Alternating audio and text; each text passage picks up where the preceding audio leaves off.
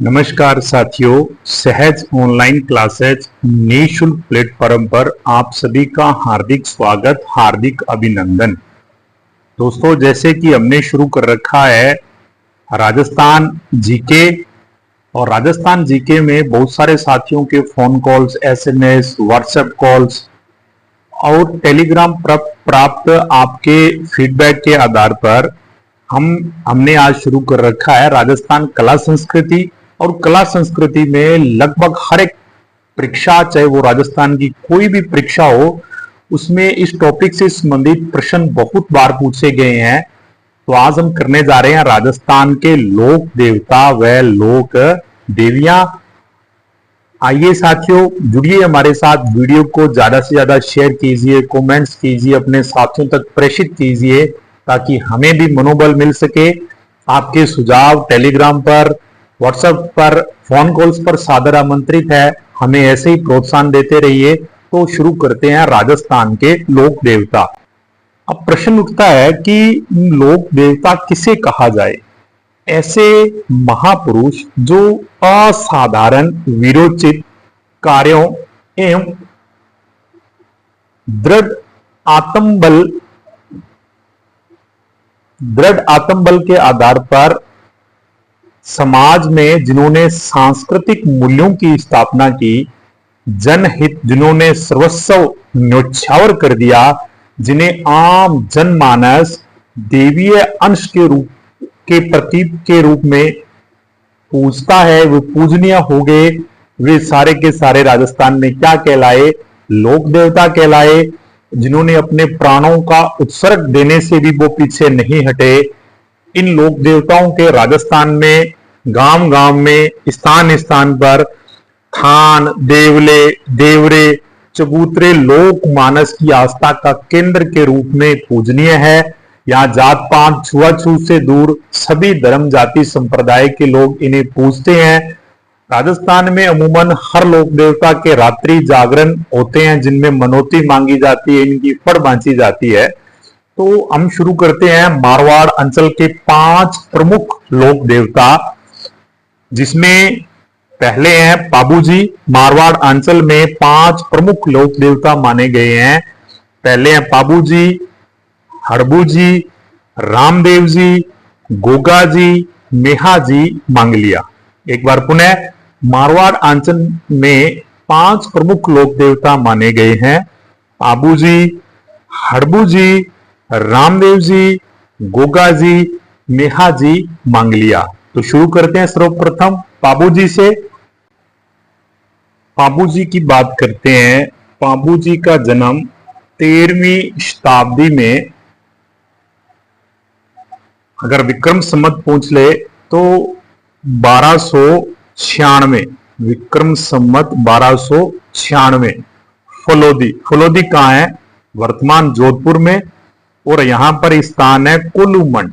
कोलूमंड में पाबूजी का जन्म होता है राठौड़ वंश में। किस वंश में जी?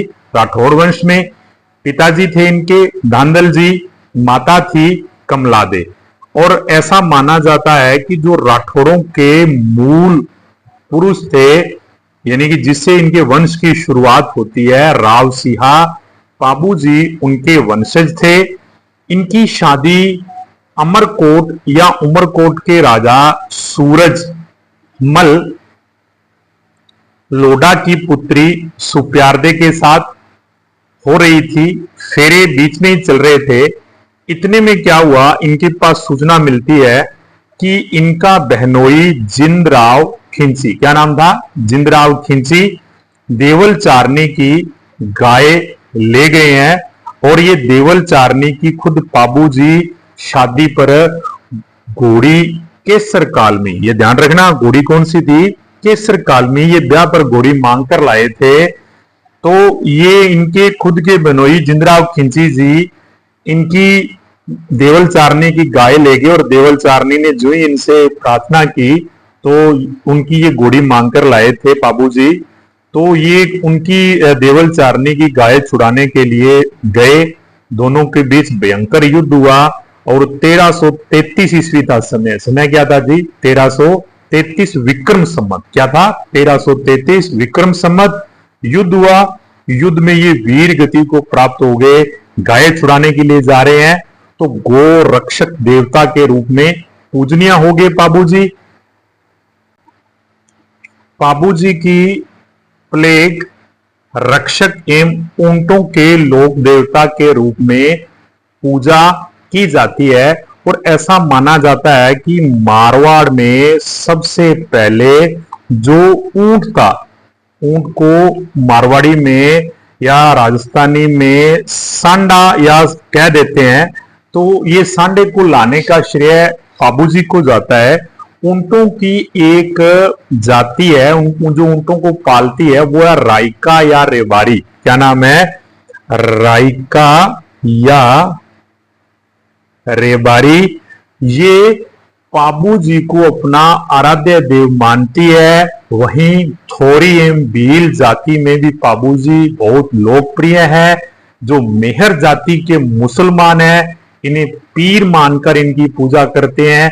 वैसे इन्हें लक्ष्मण जी का अवतार माना जाता है। किसे?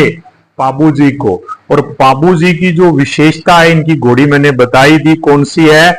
केसर कालमी घोड़ी और बाई और झुकी हुई पाग। इनकी क्या है? बाई और झुकी हुई, बाई और झुकी पाग के लिए ये प्रसिद्ध है। और इनका जो बोध चिन्ह है वो क्या है? भाला। बोध चिन्ह क्या है साथियों? पाबू जी का भाला। कोलूमंड में इनका प्रसिद्ध मंदिर स्थित है, जहां चैत्र अमावस्या, कब जी? चैत्र अमावस्या, कोलूमंड में चैत्र अमावस्या का इनका प्रसिद्ध मेला भरता है। पाबू जी से जो संबंधित गीत है वो है पावड़े। क्या है जी? पवाड़े या पावड़े। और ये माठ वाद्य यंत्र, कौन सा? जो पाबू जी से संबंधित गीत हैं वो पावड़े या पवाड़े कहलाते हैं। इनके ये जो गीत है पवाड़े या पावड़े, ये माठ वाद्य यंत्र से बांचे जाते हैं। और इनको जो ये इनके जो गीत है या गाथा है, इनको नायक या रेबारी जाति द्वारा गाया जाता है। पाबू जी की अगर पढ़ की बात की जाए तो पाबू जी की जो पढ़ है, पढ़ का वाचन नायक जाति के बोपे। कौन? नायक जाति के बोपे रावण हथा वाद्य यंत्र के साथ बांचते हैं। साथ में चांदा डेमा हरमल जी जो है वो पाबू जी के सहयोगी के रूप में पूजे जाते हैं। और आशिया मोर जी द्वारा लिखित एक महत्वपूर्ण रचना है पाबू प्रकाश।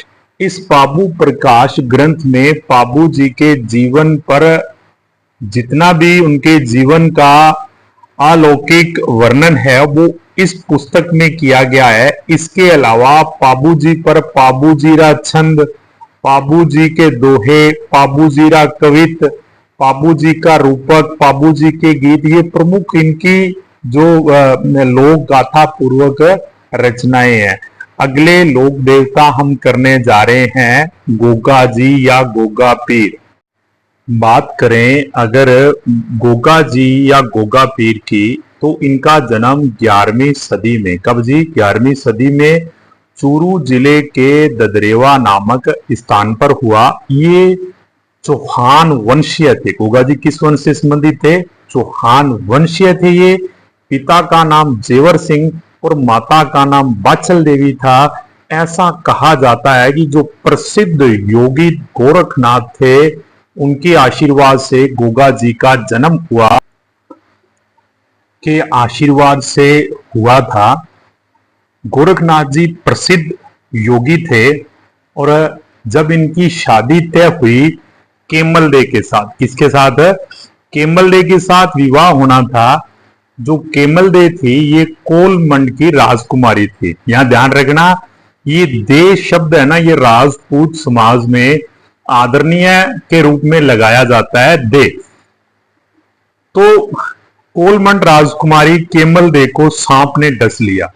कहते हैं जब कोई योगी या साधु क्रोधित हो जाता है फिर भगवान भी कांपते हैं। पहले तो गोगा जी ने शादी नहीं करने की इच्छा थी, लेकिन जब रिश्ता हो गया तो रिश्ते कोलूमंड की राजकुमारी केमलदे के साथ हुआ तो केमलदे को सांप ने काट लिया। तो कहते हैं गोगा जी को भयंकर गुस्सा आया, क्रोधित हो गए। तो वही उन्होंने एक कढ़ाई चढ़ा दी और उस पर तेल डाल दिया और दुनिया के जितने भी सर्प थे वो उस कढ़ाई में आकर गिरने लगे।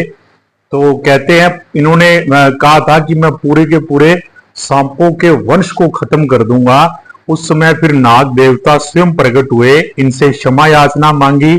जो केमलदे था उनका जहर वापस निकाला तो इनका क्रोध शांत हुआ और जाते जाते इन्हें आशीर्वाद देंगे कि आपको सांपों के देवता के रूप में पूजा जाएगा।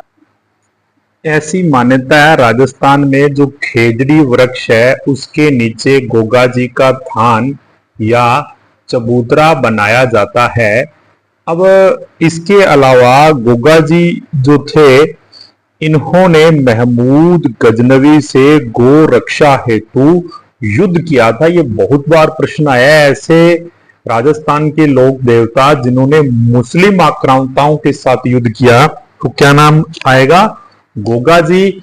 गोगा जी को जाहर पीर कहा जाता है। यहां ध्यान रखना, ये जहर पीर नहीं है, जाहर। जाहर का मतलब है साक्षात पीर या गोगा पीर या गुग्गा भी कहा जाता है। जब राजस्थान में नई फसल बोनी होती है तो किसान हल व हाली को गोगा राखड़ी बांधता है ताकि सर्पदंश से बचाव हो सके। साथ ही जिस व्यक्ति को सर्प काट ले उसके हाथ पर गोगा जी के नाम की तांती बांधी जाती है। और ऐसी मान्यता है कि सर्प कटा हुआ व्यक्ति जो एक बार इनके स्थल पर अपने आ गया तो उसको फिर सांप का जहर नहीं चढ़ता है। गोगा जी की जो शीर्ष मेड़ी वो ददरेवा चूरू में है और जो गोगा जी की धुर मेड़ी है जिसे गोगा मेड़ी भी कहते हैं, इनका समाधि स्थल है, यह हनुमानगढ़ में है। और भाद्रपद कृष्णा नवमी को गोगा मेड़ी में प्रसिद्ध मेला भरता है। कब? भाद्रपद कृष्णा नवमी। सांचौर जालोर में गोगा जी की ओल्डी स्थित है, यानी कि इनका एक पूजा स्थल वहां भी है। जो हनुमानगढ़ में इनका समाधि स्थल बना हुआ है, ये इस मंदिर पर बिस्मिल्लाह अंकित है, यानी कि ये एक तरह से एक दरगाह टाइप में बना हुआ है। और उसी के साथ समाधि स्थल में एक नरसिंह कुंड भी स्थित है। साथ ही जो इनकी घोड़ी है उसका नाम क्या था? नीली। और इनकी पूजा भाला लिए योद्धा के रूप में होती है। सर्पदंश सांप का चिन्ह इसका प्रतीक है। गोगा जी को खीर, लापसी, चूरमा का भोग लगाया जाता है। और इसी के साथ इनको गोगा जी को हिंदू और मुसलमान दोनों समान रूप से पूजते हैं। ये दो आज के राजस्थान के लोक देवता हो गए। आपका हमारे साथ जुड़े रहने के लिए बहुत बहुत शुक्रिया, आभार। कल अगली कालांश में बाकी जो लोक देवता है उनके बारे में चर्चा करेंगे। धन्यवाद साथियों।